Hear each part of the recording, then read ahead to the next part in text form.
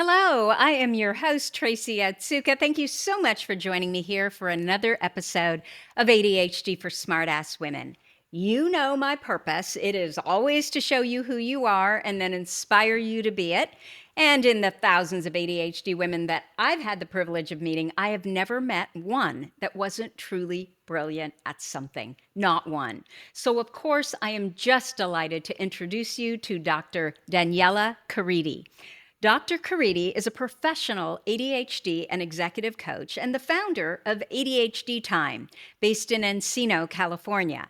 She specializes in helping people with ADHD navigate major life transitions, whether that's starting college, building a career, or moving into retirement. Dr. Karidi earned her doctorate at Northwestern University, where she focused her research on memory and ADHD. She also holds a master's degree in learning disabilities.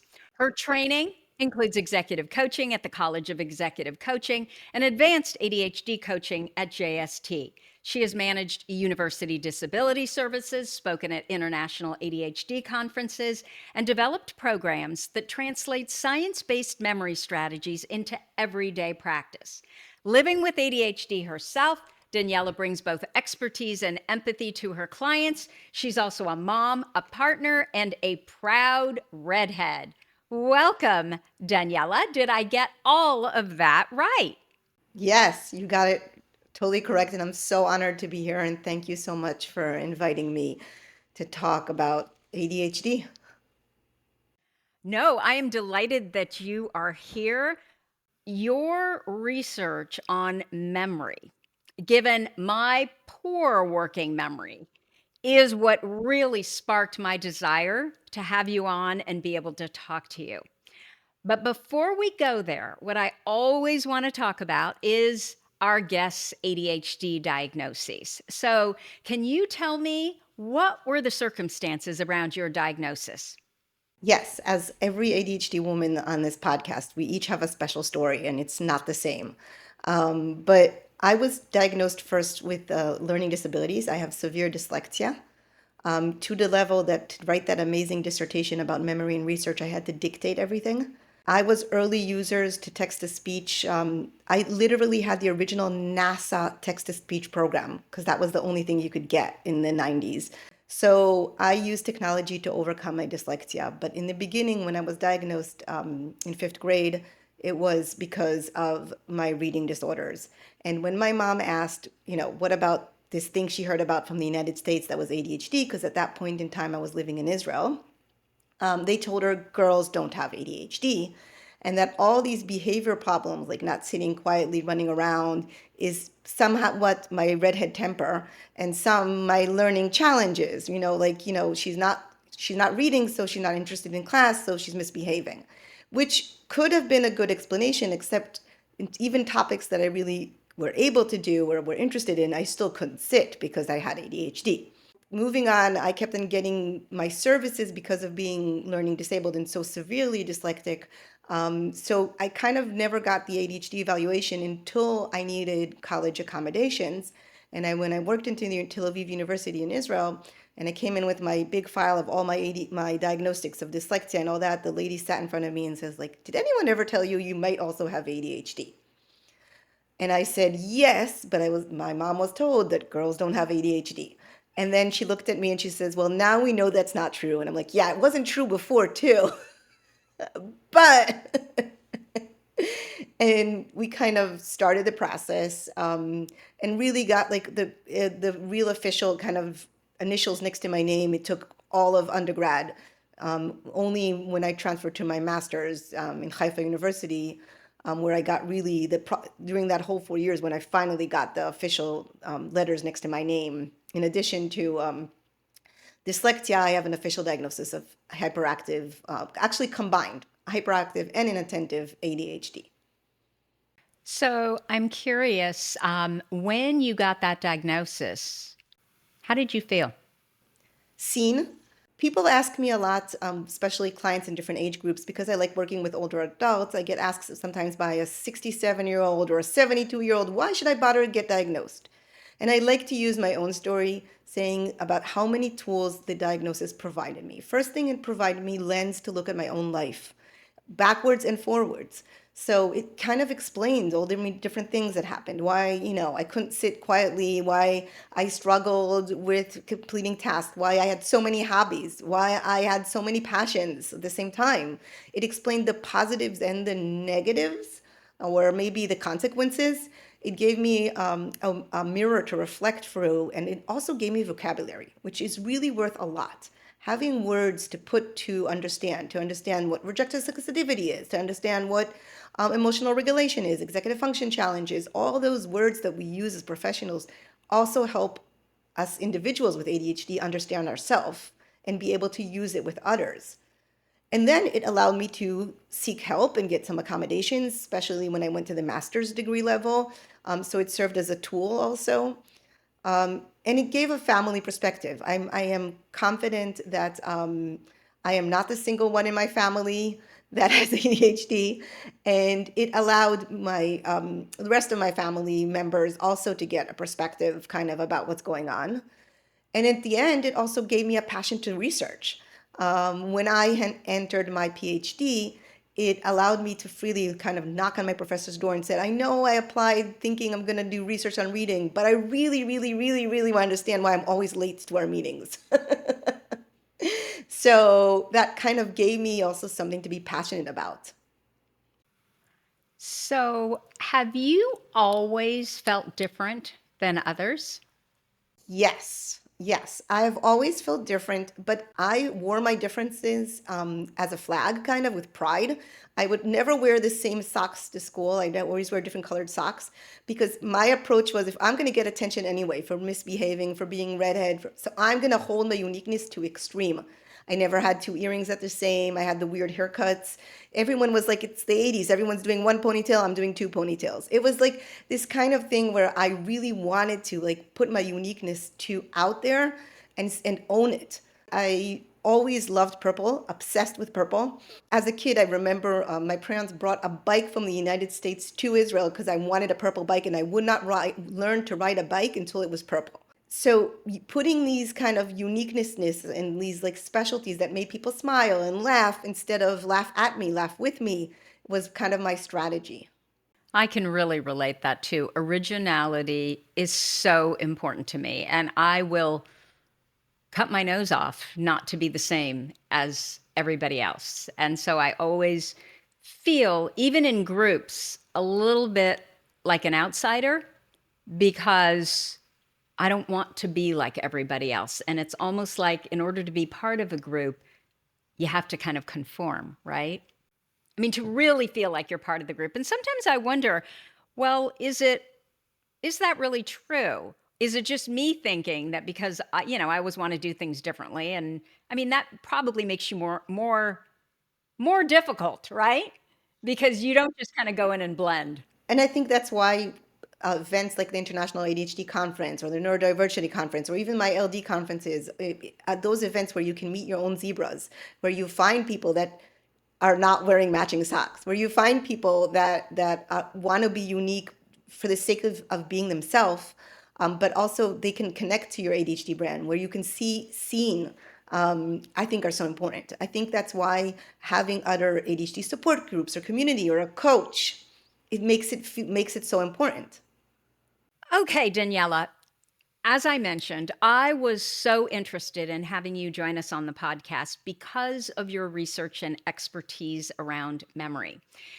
And of course, my poor working memory, which seems to be getting worse. And as I was reading about what you do, I got this sense that actually we can make it better. Yes. I just assumed poor working memory is poor working memory. There's not a whole lot that you can do. So, where should we start in this? What does the research say about ADHD and memory that most people don't know, but we really should? So we talk a lot about ADHD and working memory, but we really need to talk about ADHD and prospective memory. So prospective memory is the opposite of retrospective memory. So retrospective memory is remembering the past. So I tell you like, hey, what's the date you started your first podcast? Like that's kind of remembering the past. Prospective memory is remembering to remember in the future. So that is, let's say I tell you, take your medications at 7 p.m. That uses your prospective memory because you need to remember to do an action in the future. Okay. Okay? Yeah. So when we think about actions in the future, there's basically a lot of steps that happen. And the more steps our brain needs, the more it can break up. Basically, the more chances for failure. So step one is you need to remember the instructions, right? I told you take medication. You need to remember which medication. And then you need to remember when I told you. So those are the instructions, the code, what needs to be done. If we have ADHD, we could be very much distracted. We could not understand. We could think we know it, but we're not attending to the instructions. So step one, to remember something, we need to give it energy, attention, time. We can't be doing our dishes when our spouse comes up to us and asks us about a meeting tomorrow that they need our help. We're not attending to the message, then we can't remember it. So the step one for remembering it is paying attention to the instructions, which is not easy as an ADHDer.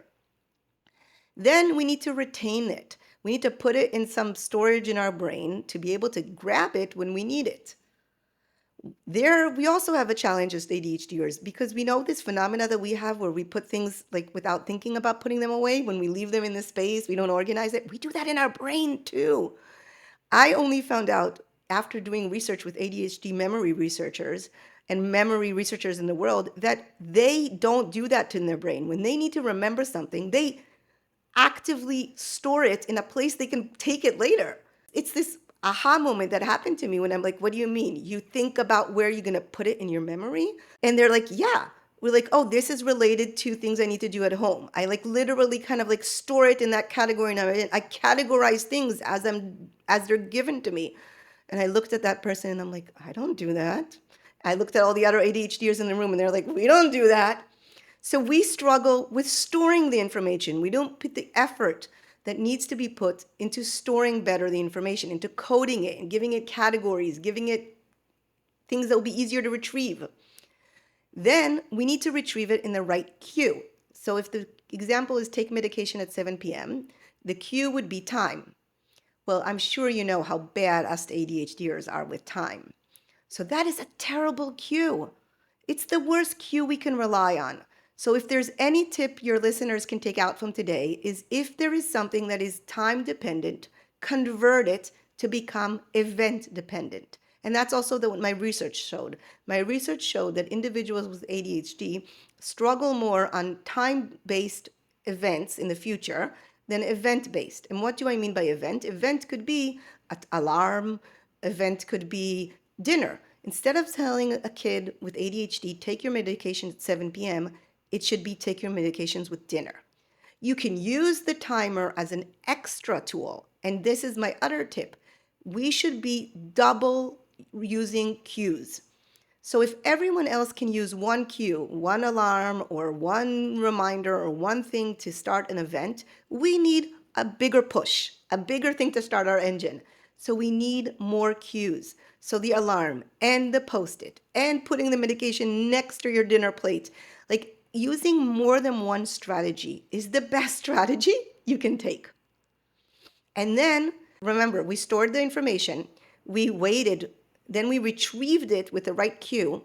Now, what we need to do is execute. And here's another track, where we can fall with ADHDers. Where we can fall with ADHDers is in the execution too, because we remembered we need to take medication, but we also need to take vitamins. Let's go look for the vitamins. And now we forgot our original task. We got distracted. We might have taken our vitamins, might have not, might have taken our medication, might have not. And that comes the last step, and that's closing the loop. What happens is we need to say, we're done. We did it. We took our medication. We finished the task. And instead of that, many times, because we do things automatically and we don't necessarily register that we finished it, we could be laying in bed saying, wait, did I take that medication? Yes. We don't close the loop. How do we close the loop? We use active activities to close the loop in the way that we literally tell ourselves out loud when we're doing something so one strategy is reinforcing it with verbal and audio clues. you can tell yourself out loud, hey, I'm taking my night medication. I know it sounds funny, but it does reinforce that I took it. Because then when I'm laying in bed, I'm like, I'll remember that I stood there in my pajamas and I said that. Another trick is we can use technology. Like I have these stickers that I put on. There are like RFID kind of code things, and they're on my medicine pill, and I scan it every time I took my meds. So now I send, and what it does is it sends myself the text message to myself that I took my meds. So then if I'm laying in bed, I can always go check if I have that message for myself. And then we can use like strategies depending on which loop we're trying to close. And we can only do that if we have awareness to where in the process we failed. And that is another tip. And one of the things I work with my clients is trying to understand, where are you having the memory challenge? Is it in the encoding? Is it in the cues? Is it in the closing the loop? And it's surprising with ADHD, and not surprising, it's sometimes like this and sometimes like that. And we need to be able to kind of analyze ourselves and say, oh my God, most of my mistakes in relation to medication are closing the loop. But most of my mistakes in relation to taking all my stuff in the morning when I'm leaving to the office and remembering to take my phone and my charger and my thing actually are about remembering the what are the things. So maybe I need to create a checklist. So figuring out where the failure is will help us find the right strategy. You went through that pretty quickly. Can you give us, and what I'm afraid of is now my brain feels like, oh my gosh, there's so much stuff in it.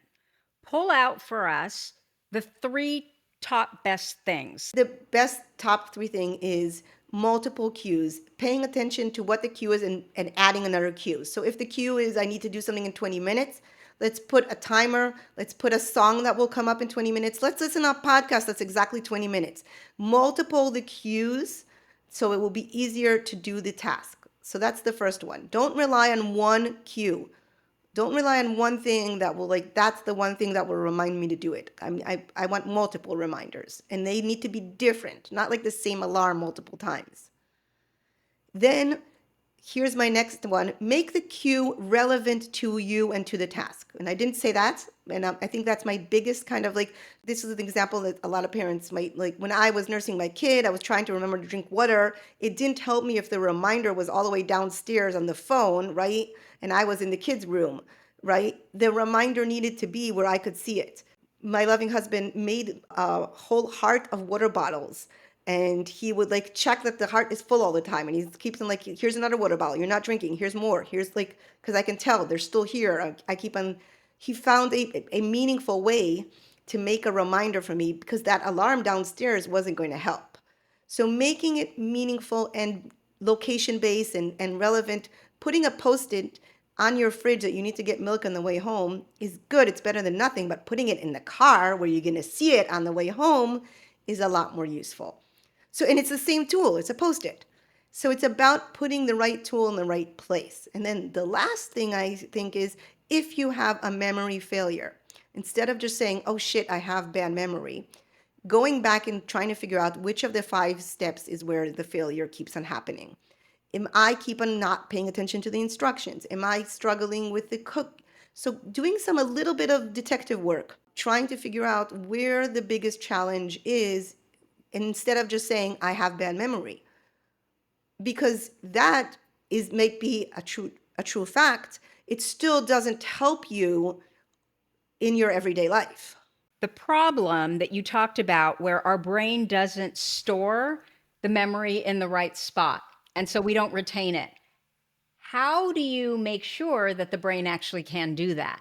So we can't always. I'm gonna say this. I'm gonna give everyone permission to understand that we are not machines. We don't want to remember everything. I don't want to remember that kid that sat next to me in 5th grade and had a fart after lunch, and now I have to like. Why do we want to remember that, right? There are things we want to let go of. If we remembered everything, we would have ended up in a mental institute. And it's a fact, there are a few people in science that we know that are in mental institutes because of having a deficit where they cannot forget. They cannot live in society with us without forgetting stuff. So forgetting is not the enemy. Forgetting is a strategy that is useful for our brains sometimes. So instead of being mad at ourselves when we forget something, we need to say, okay, this forgetting strategy is not working for me now. I need to choose a different strategy. And if that is the case, if I'm choosing actively a different strategy, one of the strategies I can choose is when I'm given instructions, I try to use the what, where, and when. So very simple. If someone says, can you pick up milk on the way home? My question is, what milk? I don't know. My house, it could be soy milk. It can be whole milk. It can be making it personal. What am I doing? I'm getting milk for my coffee from breakfast. I'm getting milk for my kids' cereal. The what am I doing? The where. Instead of just get milk on the way home, I kind of like literally think about the way home and I'm like, oh, I'm going to stop at the grocery with the green awning. Like, so I clear the where, I make it more specific. Then it's easier to sit in the right spot in our brain instead of just on the way home. That's such a like, what if I take that route? What if I take this route? If you make it kind of like on the way home, I'm going to stop at the green awning, I'm going to get milk.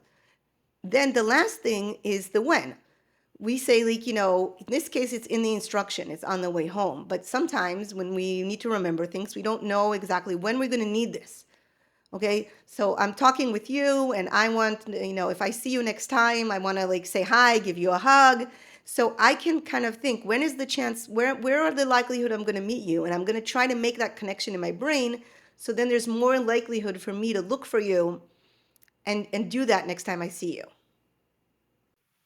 So that actually, if I'm using the term correctly, because I'd never heard prospective memory, but is that prospective memory where you're actually putting it into the future and connecting? That is so fascinating. And so when you're thinking, okay, I got to get milk, and okay, I know it's going to be cow's milk, do you actually picture yourself at the wherever all the milk is, looking at the cow's milk? So the level of picturing is very individual. For me, I like to picture me going into the store.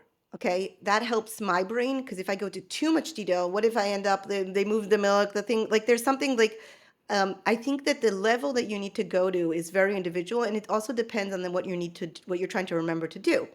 Let's say you need to try to remember to drop off this like check in the mailbox for your landlord. Okay, maybe imagining like stopping at that specific mailbox because it's so unique and it's not could really help the when, where, and what. Okay, I don't want to be homeless. I need to drop this check. I like that's the what and what am I doing and why am I doing it? And then the where, I know where that mailbox is. I can imagine it. I can see it in my head. And then when, I'm going to do that in the morning as I go before I make it to my car. So like I put the when, so I kind of put it in that sequence. It helps us store it in different spots because now, believe it or not, if I need to pull that memory, I have it more strongly connected. It's not this like one sentence, it has links to other parts in our brain. That is fascinating, Daniela. And what just came up for me is that when it comes to this kind of memory, like remembering to do things, things that I want to do, I think the biggest problem for me and probably many and most ADHD brains is our brains are moving so fast from one thing to another that we never anchor to anything. It's just kind of an afterthought. It is like when my husband's like, blah, blah, blah, blah, blah. And I'm like working, I'm not listening to him. And then he comes back and says, but I told you. I'm like, no, you didn't. I, I had nothing to connect it to because I wasn't even paying attention. Yes. So that's why attending to the message is the number one tool to, I mean, this might be like unrelated, but when we look at success in college, people are like, what helps college kids succeed in general? We know there are three criteria, and one is attending class, going to classes, okay? If they're online, if they're present, going to class, getting the information. You don't go to class, you don't study, you're not gonna get your degree. The other thing is what we call charging your battery, sleeping, eating. And then the third, which might surprise you, might not, is the ability to ask for help. That is the third predictor of success at college.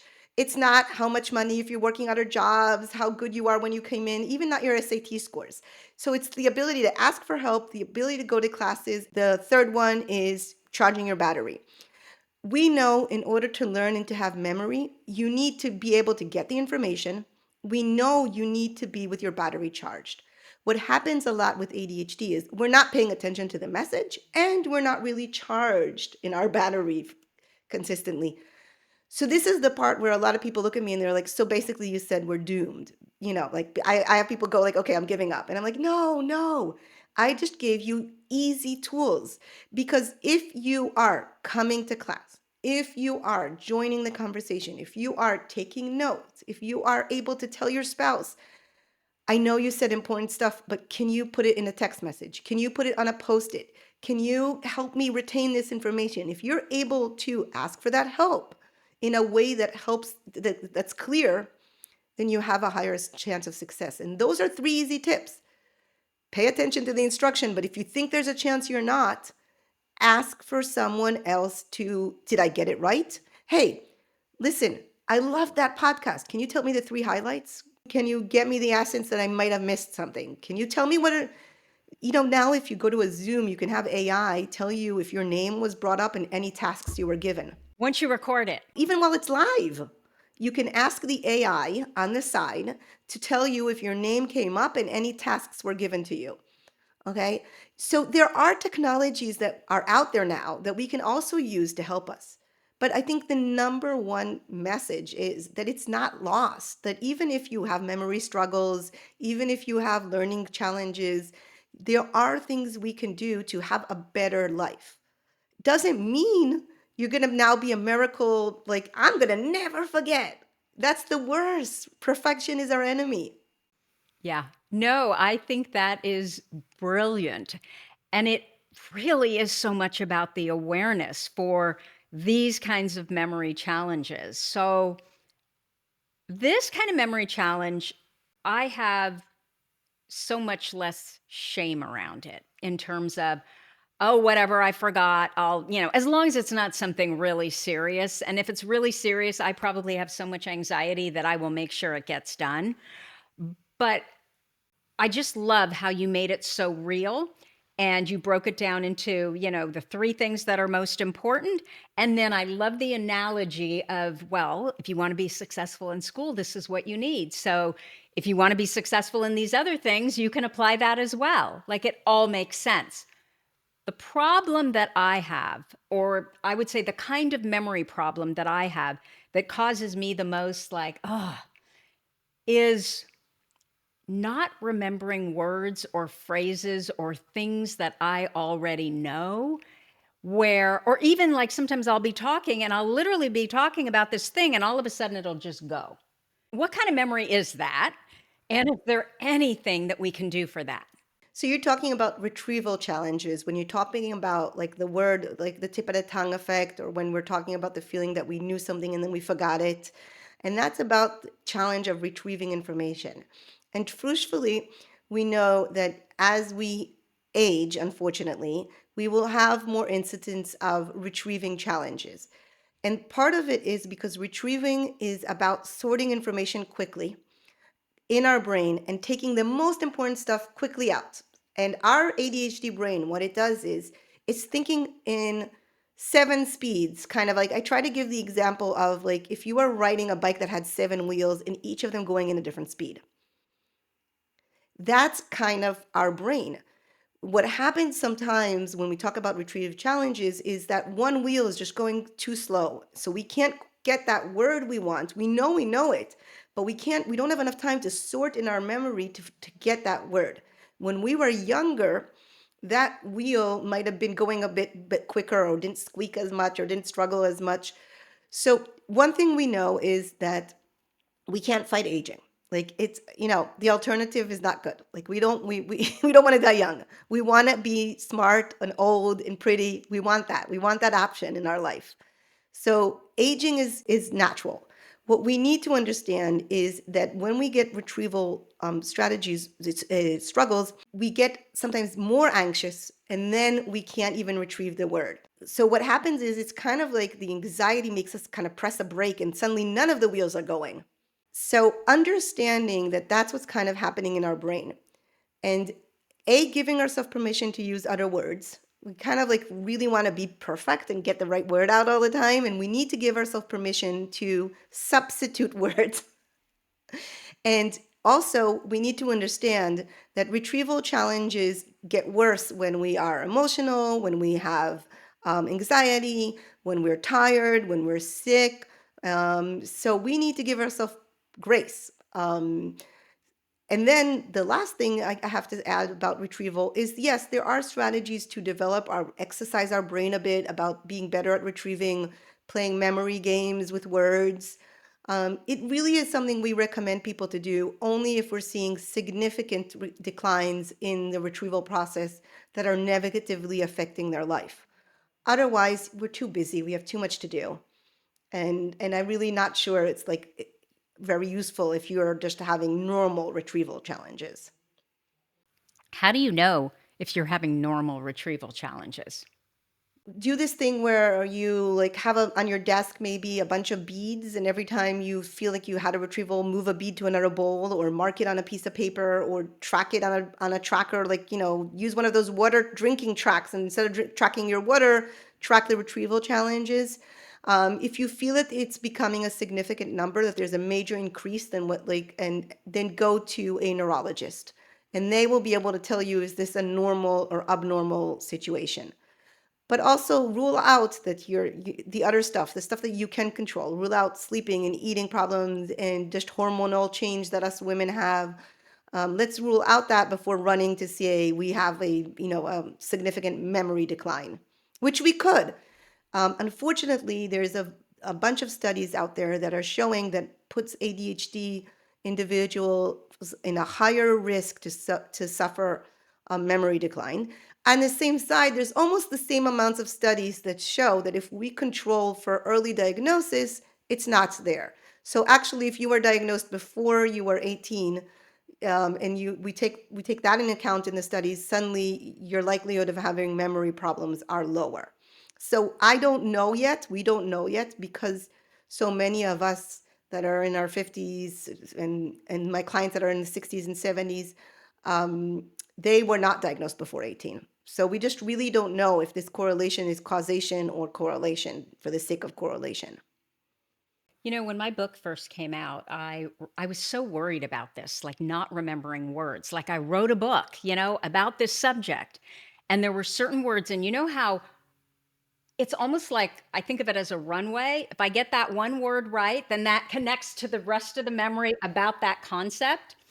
And I remember my publicist saying to me, Tracy, what I notice about you is if you forget a word, it comes back in 5 seconds. And of course, I'm thinking, well, great. I'm thinking about that word the whole time I'm trying to get on to the next thing, right? Trying to remember that word. And then that screws up what I'm going to say next. But once she said that, I realized, yeah, that really is true. And I just started to laugh about it and say, okay, my ADHD brain on display. And so that's kind of what has calmed the anxiety down around not getting the word right or not getting the word immediately, which then allows the word to come quicker. Yes. So I think that your example is very true about how we use humor and also awareness to address our ADHD. I think that those two tools, being able to laugh about something, being able to make it a joke, really helps. When I started working at the university as the head of student services for disabilities, I almost forgot to pick up my kids one of the days because I was so engaged in the work. I was so involved. So I created an alarm that sounds like these aliens. And I would literally say, listen, I have to get out of this meeting because otherwise the aliens are going to get my kids. And I did that. It made people laugh. It made me laugh. And it made the fear of forgetting my kids less stressful. Using humor is one of the best tools we have, especially if we can use it for our own benefit. Like, oh yeah, this is something that will make me laugh and I can use it. It will make others laugh too. Great, that's a bonus. Well, and it also helps them keep you on schedule because I am the kind of person that if we're engrossed in this, incredible conversation, I'll just kind of like, oh, they can wait 5 minutes. They can wait 10. Like it's bad. Yep. When I went to one of their memory conferences, one of the researchers I met said that he got involved into the research of prospective memory because a relative of his forgot their kid in the car. They drove to work and they were on the way dropping the kid at school and they forgot to drop the kid at school and they got to work, started working, got a phone call from the spouse saying, the daycare called, where's the kid? And then they found out the kid, like, luckily nothing happened. Everything ended up okay. But that researcher said, woke up in the morning and said, how could my relative forget their kid in the car? How can a doctor forget an instrument in a patient? How can a pilot forget a step? Like, he was really curious about how we forget to do things in the future, even though they're really important to us. So there is very bad consequences to forgetting extreme things. And we need to always remember that even though we're like, yeah, forgetting is, there could be bad consequences. And this is the situations where we need to use all the battery of tools we can have to avoid extreme consequences. Now there's apps. My sister had it when her little one, whenever she'd walk out of the car, she'd walk a certain distance from the car, it would say, did you take your kid? No, thank God for those. So we do have so many tools to support our memory these days, and we need to use them. And I think the number one understanding is finding out where we need the support, figuring out where we could fail and do it before we fail, or where we could support ourselves if we failed once to avoid failing again.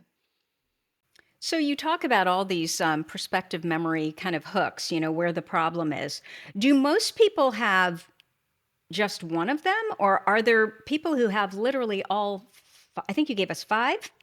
So I think it's dependent on the task. Even as a memory researcher, I almost forgot my kids, right? We all have chances to fail in all five opportunities. It's understanding what happens more frequently in what situations so we can build a strategy. And knowing that there are situations, if we're tired, if we're sick, if we're overwhelmed emotionally, there's more chances for memory failure. So we need to support our five stages and not just say, oh, I'm going to remember tomorrow. I'll put an extra post-it because I'm tired. It's easier to kind of to do that, but sometimes it's good to take a breath in and say, okay, Daniela said there's five steps, and I need to remember to do this tomorrow. It's important. It's my mom's birthday. I really want to remember to call her. Okay, what can I do? Okay, what am I doing? I'm calling my mom. Where and when am I doing it? Okay, I can imagine that. Now I need to, like, what cues can I do? I can put an alarm. I can put a post-it, put a picture of my mom. Like, whatever I need to do to kind of like, and because I know I'm tired, I'm sick, I really need to like put effort in this. And sometimes it becomes a habit, okay? So I used to leave the house and I used to sing the head, knees, shoulders, wallet, keys, glasses song. I would go like, do I have my keys, my wallet, my like, and I didn't even realize how much I do it till my toddler started doing it too. Okay. So he did not really understand that it's head, knees, shoulders. He thought it's keys, wallet, glasses. Um, so sometimes we use the tools and they become so automatic we don't even think about it. Um, so it really, you need to like kind of, again, there's effort that has to be put in here, and it's a little tragic sometimes that we have to put so much effort and other people can just do it. But on the other hand, we're creative and we're amazing, and when we come up with silly songs, and we come up with alarms, and we color codes our books because it helps us, except your pink book did not fit with any of my colors. Oh, is that it up at the top? Yeah. Thank you. We use strategies to work with our brain, and we get creative. And I think that is another tool that we have that maybe non-ADHDers don't have. As you're talking, though, I'm thinking, I mean, like I have almost burnt the house down so many times. And I'm sure it's because I would never think of boiling water and sitting there and just relaxing and watching the water boil. It takes a few minutes. I would never think of that. No, I'm boiling water while I'm running to go do this and, changing that. And I bought a kettle. I bought an electric kettle, so I won't burn the house down when I'm boiling water. And that And is you know what? I should pull mine out, Daniela, because I was like, it's glass and it's big. And I'm like, I don't like stuff on the counter because it hurts my brain. But you're right. That's a lot cheaper than burning your house down, right? A little visual pollution. we sometimes have that strategies competing world, and that's a great example that you brought up. where here's a strategy, no pollution, less clutter, helps my ADHD brain. It's really important. But here's another strategy. Having a kettle helps me from avoiding burning the house. So sometimes our strategies compete, and we have to make a conscious decision. And this is what's hard for us ADHDers, because we go with impulse decision. Um, and I think that the awareness, the understanding, saying, okay, wait, that's great. I have two strategies and they're competing. Which one is more important? Which one can I live with? Which one, like maybe if I'm trying to sell my house, or maybe if I'm filming in my house all the time, I do have to get rid of that kettle because it really is an issue. But maybe if I am living my life for myself in that space and there's no one viewing because I'm not a podcaster of social of cooking or whatever, then maybe I put that kettle out there. So, and it's worth the clutter, but I don't put out the sugar and I don't put out the thing and I just limit it. That is hard for us sometimes, making the decision of which strategy should win. So I literally put value into it. I put, or like I tell, like sometimes if it's someone that's money driven, I said, okay, what is it worth, this strategy versus that strategy? Like you said, burning down the house is a lot more expensive than putting out a kettle. Sometimes if it's someone that's not money driven, we think about a different strategy. Sometimes people are time driven. It's figuring out what drives you, so will really help you make decisions between competing strategies. Yeah, nope, you're absolutely right. And then if you take the time to make that decision, like you finally made a decision, commit to it, do it. You're right. I'm going to get the kettle out. One last question for you. Well, one last like big question. Memory around memorizing, which is probably the worst thing that I do. In fact, I cannot. So it's so interesting. From the time puberty, like 13 and before, I was the lead in all of the plays. I could memorize anything. Literally at 13, ADHD, estrogen, dopamine, all of it, I couldn't memorize anything. So I literally have songs that I know from before I was 13. And after 13, I can't even remember one line of a chorus. If someone says, here, I've had, when I've been filming, I've had, producers tell me, okay, I want you to repeat this back to me because they thought using a teleprompter would look worse. I could not repeat one line back to them. And the more anxious I got, the worse it got. What is going on there? So in general, we know that repetition is the number one strategy for remembering. And you'd be surprised that one of the big differences, in addition to your hormones, in addition to your ADHD, was that you had limited more data coming at you before 13. And it was easier to recall those things because they were repeated so much time. Those few songs you heard, they were a lot more like you weren't having other things going on in your brain at the same time as much as you have as you are older. So that is one thing to take into account. I tell people, like, I read Good Night Moon to my kid, I don't know how many times, because that repetition, their brain loves it.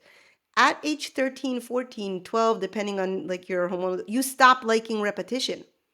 You want unique, you want interest. Your brain suddenly says, I don't care for that, to hear that song again and again and again. It sounds a little familiar. I don't want it. So what happens then is that mechanism that would help you learn, suddenly you hate it. Suddenly that repetition that is so good for you is your enemy. And I think that's totally true. And especially if we're talking about how originality is so important to us, learning new things. Okay, so that's part of it. But today, I mean, I can't memorize anything, literally nothing. So we're back to our aging brains and our brain capacity and our hormones and our ADHD medication. We're back to those things that really we can't. It's not a machine that is designed to work this, like, totally. Age 50 should have been expired a long time ago. Our body was not designed to live as long as we are living. And truthfully, our executive functions peak at 21 and then they start declining. And there's some researchers that say that the peak is between 21 and 27. Okay, I'll give you that. There are a few researchers that show that with the right diet, the right exercise, the right thing, you can even push it to 30 and then start the decline. But, you know, it is part of what's going on in our brain. Saying that, I will also add that there is an element of our hormonal balance and our ADHD, dopamine, and all the chemicals in our brain, the serotonin. In order to store information, we need to have the brain capacity, availability, the neurons to be working. And what is happening with our ADHD, if we're riding that bike with 7 wheels going in different directions at the same time, we're really leaving limited resources for our memory to function. So if you are not even aware, but you're paying attention to the message your stomach is sending about being hungry, and to maybe the tag on your shirt, and maybe to the hairspray that they put when they were preparing to film, and maybe to the fact that the glasses are moving in a specific way, you're paying attention to all of that. And if there's other people, you're paying attention to their emotions, because us ADHDers are very good at paying attention to other people's emotions. So you're getting that, and then you're also getting the stress of like the you need to record a message, and all of that is coming up. Suddenly there's only very limited neurons available to be devoted to memory. So do you know what you can do? No. Well, I can get rid of some of that other stuff, but I'm telling you, like, I can focus on trying to memorize a paragraph until I'm blue in the face. And the only time I remember, one time that medication worked for me, and I'm so grateful for it because now I know how other people feel who use medication and it really works for them. I was trying to memorize a speech, could not memorize it to save my life. And I was prescribed Ritalin. I tried it one time. I remember driving home and I had taken the Ritalin and I recited the speech 5 times perfect. And then it never worked again. And so there was something going on in my brain that allowed that, right? One thing we can do is talk about medications, which I am not a medical doctor, and I think that there are better speakers to address that. But I am a strong believer in medicating both our ADHD and our hormonal. I'm a big friend of hormonal patches and shots and oral medication and anything. If you told me like the estrogen cream, like whatever would work, give it to me. Give it to me and give it to my clients and give it to like it's kind of like, why not wear glasses if you can't see? That's kind of how I see it. So I would say put on your glasses. Get those prescriptions that you can find that work. Find one of those amazing women doctors that are out there that I'm sure some of them are guests in your podcasts, and have an appointment and say, this is what's going on. My memory is getting worse. I think it's related to my ADHD. Can we treat my ADHD before I run and do neurological exams to see if my memory is really, really having a decline that's not related to my ADHD? So one is we can do medication. Two, we can go explore in case there is a real neurological condition going on here. Unfortunately, statistically, there is a chance, okay?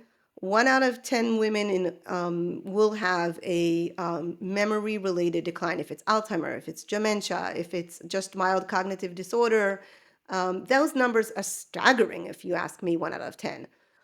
So yes, it could be that you're not sleeping well.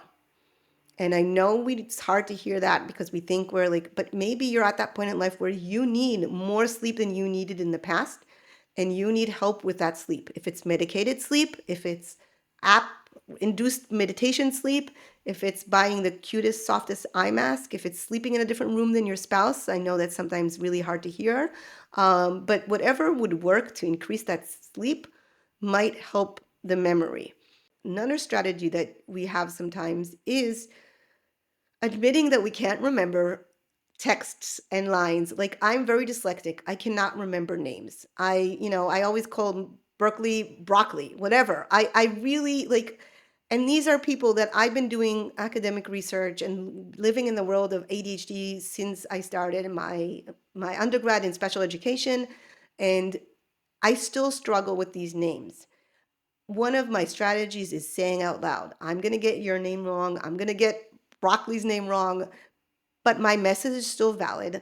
I'm going to try to ask for help. I ask for people to come on board and they introduce me instead of me introducing them, or things like that. I find strategies to reduce the names I need to remember. So the ones I can, to reduce the mistakes, and admit that that is my weakness. I'm amazing in other things. I really am. And it's okay to say, I'm not the best at this.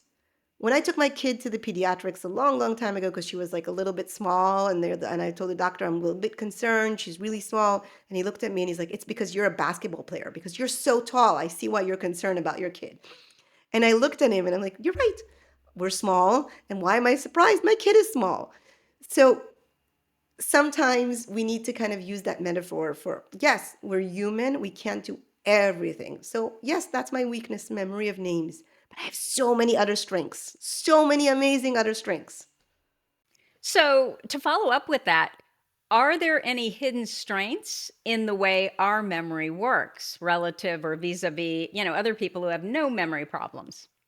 So I think that there's something positive about forgetting. There is something really healthy about letting go and being able to forget. Okay. We sometimes benefit from the ability of, like, being like Elsa and letting go. So that sometimes serves us. We also come to situations with a lot of curiosity, even though we might have done something before. We're like, oh yeah, let's learn to bake a cake. We're like, you baked a million cakes. What are you so excited about? Sometimes that forgetting helps us be curious and excited about something in the future, because we don't have as much the recall of the failure before, or it could serve us. And then it also teaches us creativity in a way that when we have to overcome challenges, those strategies, like I have execs in big companies that come to me and like, teach us how to manage our time like you do. Teach us how to remember, these things. Teach us how you do these strategies, because they are not in any situation where their memory is failing, but they still want to be more creative about remembering. They still want to be better at performing in the future. So that gave me a tool personally. And then the last thing I have to say about, remembering and forgetting and stuff, it is so not black and white. We don't always remember and always forget. And we need to kind of use that lens when we're thinking about. I heard so many HDers tell me I'm so terrible at remembering, but they can tell me the phone number of their neighbor's aunt from when they were kids. They can tell me, all these interesting facts. Like if I play trivia, I always want the ADHDer in my team. Um, so that extra knowledge that they collected, that the unique memory of information that might not be relevant, can be crazy useful in life. I always joke about I can't be mad at anyone because I can never remember what I was upset about after like a day or two. And that's so healthy. Think about it. You don't hold a grudge because of that. Yeah. No, absolutely. I seriously cannot. I don't remember what I was upset about. Okay, so let's wrap up here. This was an absolutely fascinating conversation, and I'm so grateful that you agreed to have it with me. So let's do a lightning round. Favorite ADHD hack? Coaching. I love doing it for others, and I love being coached. I think that's my favorite ADHD hack currently, Why? because I feel less alone when I have someone walking with me that understands me. And when I get to coach others, I feel that I get to share the knowledge, and I'm very driven by helping others. Love it. Um, the last thing you lost. I had a set of these coffee mugs that are like Is my that a squirrel? that's a squirrel. I lost one of those. I took it with me outside. I must have left it outside, and then I think someone grabbed it. So that was my last thing. So now I'm done to one of them. Yeah. Yeah, you got to really hold on to that. Yeah. One system that you'll never give up. Relying on people that love you, accountability with others. I think that my spouse, my siblings, my mom, like even my kids, I'm relying on people that love me, really care about me, to be accountable when it's okay. I'm not making my husband my secretary, obviously, but having that true accountability without cost, with like just like, you know, I'll never give that up. I love it. Daniela, are you working on something that you want to tell us about, or where can people find you? All of it. I have a course about prospective memory where anyone can buy it and take it and learn about their prospective memory. And at the end of the course, they get one session with me to talk about the things they learn, to ask questions about things they might have not understand, to try to walk through the 5 steps of a specific problem that they might have experienced. So I have a prospective memory course. It's a self-learned course, but at the end of it, you get time with me. So that's one thing that's out there. And then I also have a free book club. It's called Focus on ADHD Books. And we meet once a month. And I created it as an accountability group because I had bought all these books at conferences and then I didn't read them. So then we meet once a month and we read the books I want to read about ADHD. It's called Focus on ADHD Books, and it's open for anyone that wants to join. And so, where do they go to find all this? So you can find me at adhdtime.com, and you can find the course there, and I can also send you a link that you can put. So it's Perspective Memory Course at adhd.com. And then the Focus on ADHD Books is under a website that's called Book Clubs. But if you go onto my website, there's also a page about that too. Okay, and the website is adhdtime.com. Yep. Okay, this will all be in our show notes. Daniella, thank you so much for spending time with us here today. It was really insightful. Thank you for having me. It was a lot of fun. So that's what I have for you for this week. If you like this episode hold on one second. If you like this episode with Dr. Karidi, please let us know by leaving a review. Our goal is to change the conversation around ADHD, helping as many women as we possibly can learn how their ADHD brains work so that they too may discover their amazing strengths. Thank you so much for listening, and I'll see you here next week.